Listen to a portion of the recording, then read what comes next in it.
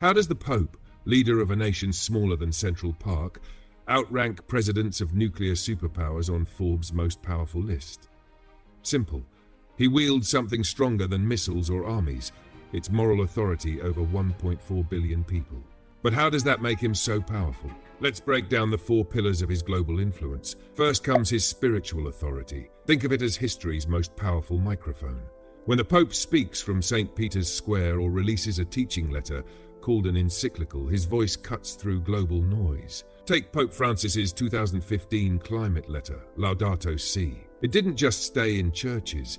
It reshaped the entire debate at the UN Climate Summit, turning environmental protection into a moral mandate that influenced the Paris Agreement. But words need channels to become action, which brings us to his diplomatic network, the Vatican's hidden superpower. With formal ties to 183 countries, his ambassadors operate where politicians can't. In 2014, they became secret messengers, shuttling between Washington and Havana. The result? After just 18 months of Vatican mediation, the US and Cuba ended their 54-year Cold War standoff, proving that quiet diplomacy can outgun military might. Yet what makes this influence stick?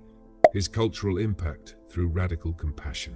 When Pope Francis washed refugees' feet in 2016, cameras captured something extraordinary: a world leader kneeling before society's outcasts. That single image didn't just make headlines, it changed them. News cycles shifted from border walls to human stories, and within months, 7 countries softened refugee policies. That's the power of symbolic action. All this connects through his final advantage, the Church's physical reach, what I call his soft power.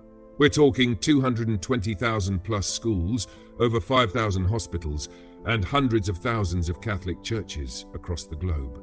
When the Pope says, "Protect migrants," this network activates instantly. Food banks in Mexico City, mobile clinics in Uganda, parish shelters in Poland. It's the world's largest humanitarian infrastructure, turning papal words into global action. But this global influence machine didn't appear overnight. For centuries, the Vatican served as Catholicism's spiritual heart, yet it held no political power. That changed in 1929 with the Lateran Treaty, which finally made the Vatican an independent state. But the Vatican's real global role took shape only after World War II. In the 1960s, the Second Vatican Council modernized Catholic worship, Mass in local languages and dialogue with other faiths. By 1964, the Holy See gained permanent observer status at the United Nations. Fast forward to 1978, John Paul II stepped onto that UN stage, using moral authority to challenge communism. His first pilgrimage to Poland galvanized solidarity and cracked Soviet control.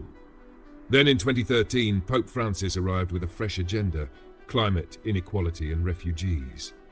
By 2014, Forbes recognized his unique influence, placing him among the world's top 5 most powerful people, alongside leaders commanding nuclear arsenals.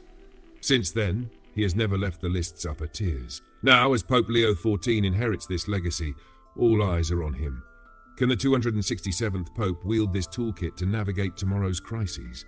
And crucially, will he make it onto Forbes' most powerful list? Share your predictions in the comments below.